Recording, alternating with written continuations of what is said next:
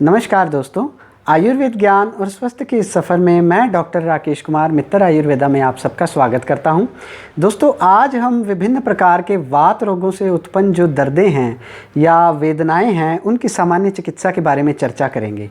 आयुर्वेद में 80 प्रकार जो हैं कि वात रोग बताए गए हैं। अब हमारे जो जितने भी तरह के जॉइंट पेन्स हैं वो सभी इन्हीं वात रोगों के अंतर्गत ही आते हैं।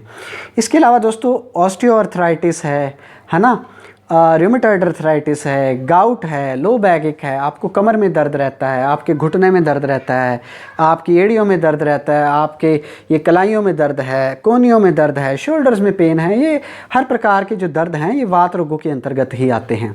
शियाटिका है, आपको लंबर स्पॉन्डिलोसिस हो गया, आपकी गर्दन अकड़ती है, गर्दन में दर्द रहता है, सर्वाइकल स्पॉन्डिलोसिस है ना, पैरों में आपको दर्द रहता है, टांगों में दर्द रहता है, फाइब्रोमाइल्गिया है। इसके अलावा पेशेंट्स में कई ऐसे होते हैं कि कुबड़ापन पैदा होना शुरू हो जाता है, जिसे हम काइफोना, सिर में दर्द होना, फेशियल पैलेसी, मुंह का टेढ़ापन होना, मुंह का या अधरंग हम बोलते हैं, पैरालिसिस का होना, हमारा जो है शरीर का जो निचला भाग जो है वो उसका अधरंग हो गया, या शरीर के किसी दाहिने या बाहिने भाग का हमें अधरंग हो गया, हमें सीजर एक्टिविटीज़ हैं या दौरे पड़ते हैं, आक्षेपक रोग हम इसे कहते हैं आयुर्वेद में, नींद नहीं आती है, स्लीपलेसनेस, ये सभी रोग जो हैं इसमें वात रोगों के अंतर्गत जो है शामिल किए गए हैं। और आज हम इन रोगों की सामान्य चिकित्सा के बारे में जो है चर्चा करेंगे। पूरी जानकारी के लिए दोस्तों वीडियो को अंत तक ज़रूर देखें। दोस्तों, जो वात रोगों की चिकित्सा का सिद्धांत है, आयुर्वेद में बताया गया है कि वात दोष के जो गुण हैं है ना, इससे विपरीत गुणों से युक्त जितने भी द्रव्य हैं उनका उपयोग हमें आहार या औषध के रूप में करना चाहिए। अब यहाँ वात दोष के क्या गुण हैं ये मैं आपको बताता हूँ। रुक्ष शीते लघु सूक्ष्म चलो अथ विशदे खरे विपरीत गुणे द्रव्य मारुते संप्रशाम्यति।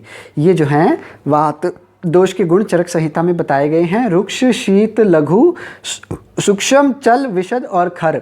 और इससे विपरीत गुण हैं स्निग्ध, उष्ण, गुरुत्व, पिच्छिल आदि जो हैं, इनसे जो है युक्त द्रव्यों का हमें उपयोग करना है।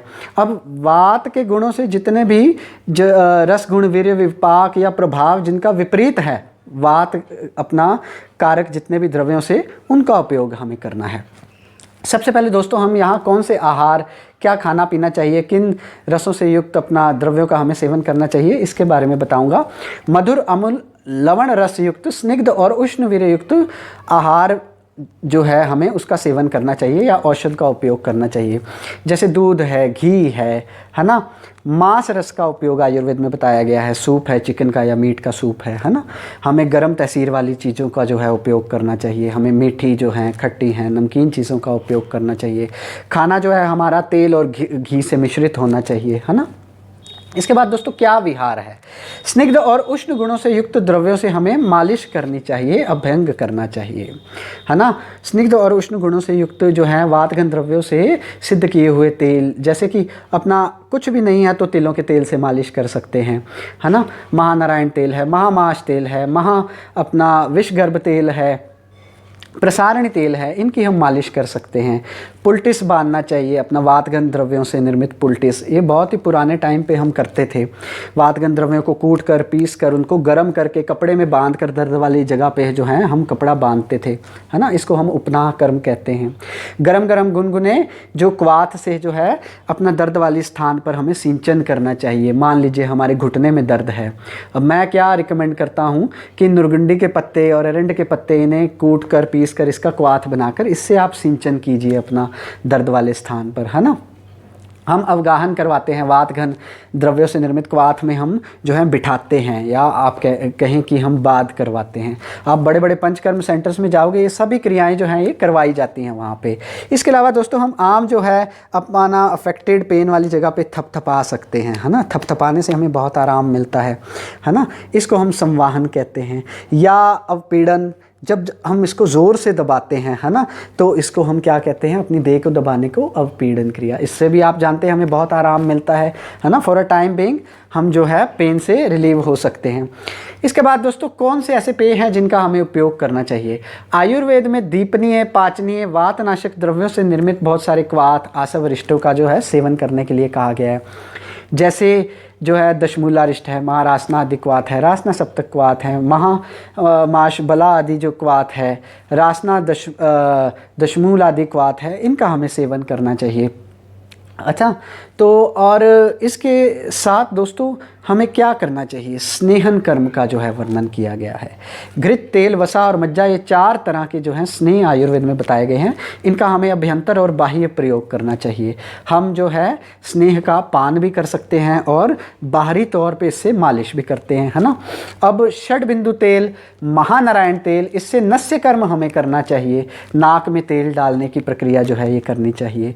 बहुत सारे वातहर द्रव्यों से अपना जो है हम धूमपान भी करवाते हैं, या धूम्रपान जिसे हम कहते हैं। ये आम धूमपान नहीं है जो आप लोग स्मोकिंग करते हो, जिसके एडिक्ट हैं। मैं यहाँ स्मोकिंग को प्रमोट नहीं बिल्कुल कर रहा। ये आयुर्वेदिक धूमपान है। जब आप बड़े बड़े पंचकर्म सेंटर्स में जाओगे तो आपको ये भी करवाया जाता है। इसके अलावा दोस्तों स्वेदन कर्म है ना। तो चरक में 13 प्रकार के जो हैं स्वेद जो हैं बताए गए हैं। अब स्वेदन कर्म से क्या फ़ायदा होता है। स्वेदन का मतलब है कि हम जैसे मान लीजिए अपना नम भाप देते हैं, हमारे नी में पेन है ना। अब जैसे मैंने बताया कि निर्गुंडी और एरंड के पत्तों के क्वाथ से हम अपना क्या करते हैं, उसे उबालते हैं बर्तन में या कुकर में, पाइप लगा के उससे हम अपना जो अफेक्टेड जॉइंट है वहाँ पे भाप देते हैं। इसे स्वेदन कर्म कहते हैं, है ना। तो स्वेदन कर्म से क्या होता है, हमारे दोष जो हैं शाखा से अपना कोष्ठ में चले जाते हैं, यानी कि लोकल जो वात जो प्रकोपित हो रहा है वहाँ से मूव होकर पेट में आ जाएगा और हम वहाँ पेट से आसानी से उसका निहरण जो है करवा सकते हैं। इन ऊपर बताई गई क्रियाओं से अगर किसी को लाभ नहीं मिलता तो दोस्तों हम संशोधन करवाते हैं। विरेचन कर्म जो है सबसे पहले हम इसमें करवाते हैं एरंड तेल से। 20 से 25 ml एरंड तेल दूध में मिलाकर हम रात को सोने से पहले देते हैं। इसके अलावा दोस्तों आस्थापन और अनुवासन वस्ति का जो है उपयोग हम करवाते हैं। वस्ति कर्म को वात रोगों की जो है प्रशस्त चिकित्सा जो है कहा गया है। इससे बढ़ के और कोई चिकित्सा जो है नहीं है। जहाँ सब चीज़ें जो हैं फेल हो जाती हैं वहाँ पंचकर्म जो है ये काम आता है दोस्तों। इसके अलावा दोस्तों हम रसायन, बहुत सारे द्रव्य हैं उनका उपयोग करवाते हैं और बहुत सारे रसायन द्रव्यों से निर्मित योग जो हैं उनका उपयोग कराते हैं। जैसे शिवा गुटिका है, रसराज रस है, शिलाजीत है, स्वर्ण भस्म है। ये बहुत ही कॉस्टली रसायन होते हैं, तो चिकित्सक के परामर्श के अनुसार ही हमें इसका उपयोग करना चाहिए, क्योंकि आपका जो चिकित्सक है वो आपके दोष, देश, काल, आपकी क्या मात्रा आप में औषध की देनी है, आपकी प्रकृति जो है उसका जो सभी है जो इवैल्यूएशन करके, कैलकुलेशन करके आपको उसके हिसाब से जो है आपका जो है औषध प्रक्रिया जो है वो करता है, या चिकित्सा या पत्र जो है वो आपका बनाता है। तो इसके अलावा दोस्तों बहुत सारे वात दोषघन द्रव्य हैं, जैसे दशमूल है, रासना है, एरंड है, घी है, गुगल है। गुगल से निर्मित बहुत सारे योग हैं, जैसे योगराज गुगलू है, योगराज गुगलू है, सिंहनाथ गुगलू है, रासना आदि गुगलू है ना, एरंड आदि गुगलू है। इनका हम उपयोग करवाते हैं। इसके अलावा दोस्तों प्रसारणी है, विधारा है, कुचला है। कुचला जो है बहुत ही अच्छा जो है पेन किलर आयुर्वेदिक है। बहुत ही कम मात्रा में इसका सेवन करवाया जाता है, क्योंकि ज़्यादा मात्रा में अगर आप ले लेंगे तो ये जहर का काम करता है ना। तो अपने आप कभी नहीं खाना, हमेशा चिकित्सक की सलाह से, चिकित्सक जितना डोज बताए उतना, ठीक है। असगंध है, सौंठ है, बला है, लहसुन है ना, कस्तूरी है, हींग है, कपूर है, सरसों है, चित्रक मूल है, वाई विडंग है, श्रृंग भस्म है, अबरक भस्म है, अजवायन है।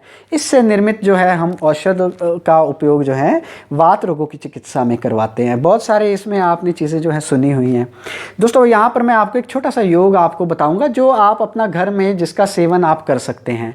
समान मात्रा में अश्वगंधा, अजवायन, सौंठ और हरिद्रा या हल्दी, इनको मिलाकर रख लीजिए, इनका चूर्ण बना के, और 1 चम्मच सुबह शाम आप लीजिए। आपको देखिए डेफिनेटली वात रोगों में बहुत फ़ायदा होने वाला है ना। इसके अलावा दोस्तों वात रोगों में अपथ्य क्या है, हमें चिंता नहीं करनी। सबसे पहला अपथ्य ये है ना कि क्या चीज़ें हमें नहीं करनी है, क्योंकि क्रॉनिक जो जॉइंट पेन्स के पेशेंट्स होते हैं वो अपने पेन से ही परेशान होते हैं। चिंता नहीं करनी है। अगर आप आयुर्वेद को मानते हैं तो आपके जो है अपना अपना कष्टकर से कष्टकर वात रोग जो है, ज़िद्दी से ज़िद्दी, उसका भी जो है उपाय है, उसको भी ठीक किया जा सकता है ना।